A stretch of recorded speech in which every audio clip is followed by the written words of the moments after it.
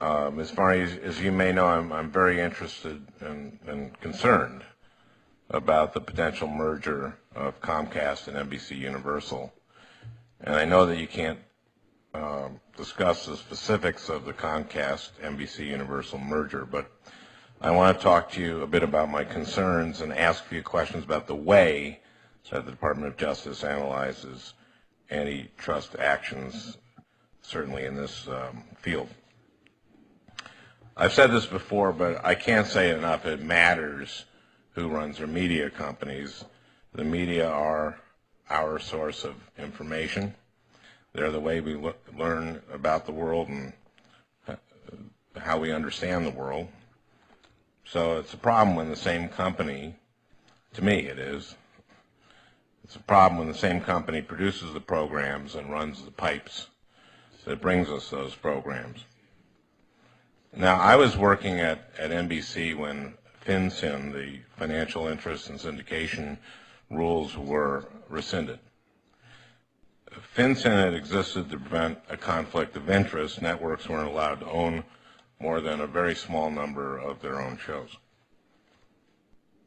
NBC promised at the time of the hearings about FinCEN that rescinding FinCEN wouldn't change the way NBC treated other companies' programming. They said, we're not going to choose our own programming over someone else's programming. Why would we do that? Our interest is in ratings. My first question to you is, do you know what happened after FinCEN was rescinded on the networks? They relatively promptly favored their own programming. Relatively promptly, like immediately. That's exactly right. And I say this is background, so that you understand my inherent distrust of NBC's and Comcast promises. It's just too easy for a media company that owns its own programming to favor that programming. That's a big problem for consumers who get less information than from fewer sources. My experience has been that media consolidation creates more media consolidation. When FinCEN was abolished, it meant that these networks could own their own shows, and they started to. By 1992, over 50% of the shows on NBC were owned by NBC.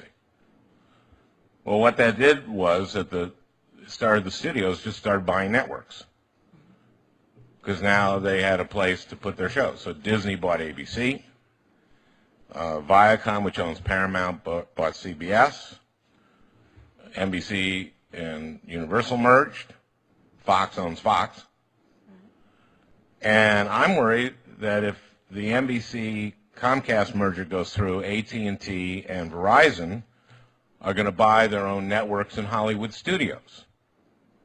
And if that happens, we're going to have a serious impact on independent programming.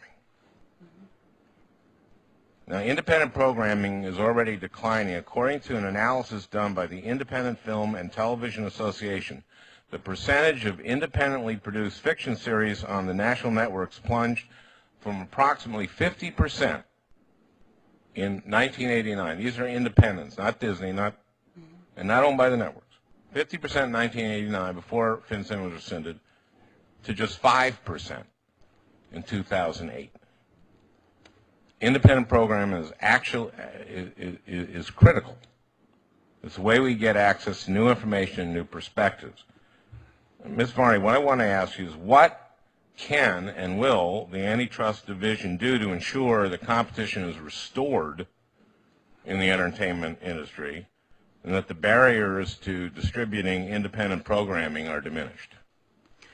Well, let me assure you, Senator, we don't rely on promises. If a transaction is anti-competitive and violates Clayton 7's prohibition on substantially lessening of competition, we will block it. We will go to court and we will block it. As I understand your concerns, and I've tried to follow, you've spoken publicly about this, and I understand your concerns in antitrust parlance to fall into two broad categories.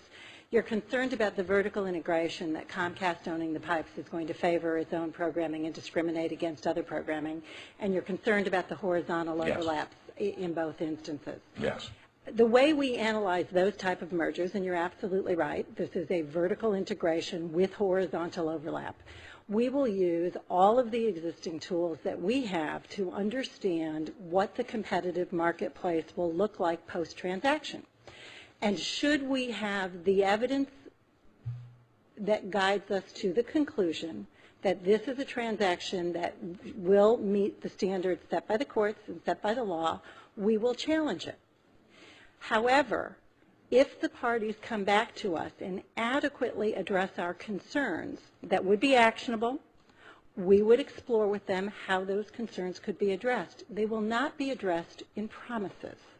Should we get there, and I have not prejudged it, and I would never speak on a specific investigation, but in any investigation, when we reach a consent with parties, those consents are binding orders of the court that we will enforce, and we will bring actions for violations of those orders. The fine for violations can be as high as $10,000 per occurrence. Occurrence is defined very narrowly so that you can have a massive number of occurrences of any particular transaction. So in general, that's how we look at these mergers when they are both vertical and horizontal. Okay, here's another concern. Thank you for your answer. One of my other concerns about Comcast NBC is and this has impacted people in Minnesota and all over the country, is their cable bills. Mm-hmm. Now, it seems to me that combined NBC and Comcast is the biggest cable carrier. That's right. And one of the biggest internet providers, too. So that's the future. And NBC owns not just NBC's programming, but all these other cable networks, Bravo, MSNBC, et cetera, et cetera, et cetera.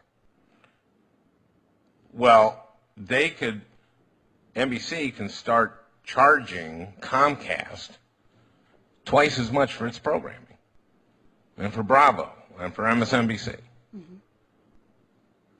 And then that means every other cable station has to pay the same fee. Mm-hmm. But with Comcast, it's going from one pocket to the other with Comcast NBC. But for the other cable owners, it creates a tremendous unfair advantage for the Comcast NBC, and it increases the cable costs, the cable bills of every American. Now, so my question is, in a merger transaction involving cable companies, how do you analyze whether consumers' cable bills are actually likely to go up? And where does that figure into this? So again, without commenting on a specific transaction, absolutely. You can't do. What you do, Senator, is you take all the documentary evidence, which will include both past pricing, future in plans of pricing. You do econometric analysis. I mean, you run a number of both economic tests and look at direct evidence, and you attempt to determine whether or not there'll be a significant non-transitory price increase that would be actionable under the antitrust laws. If you find that evidence, that is certainly something you would consider when you try to determine whether or not you block the merger. Thank you. Thank you very much.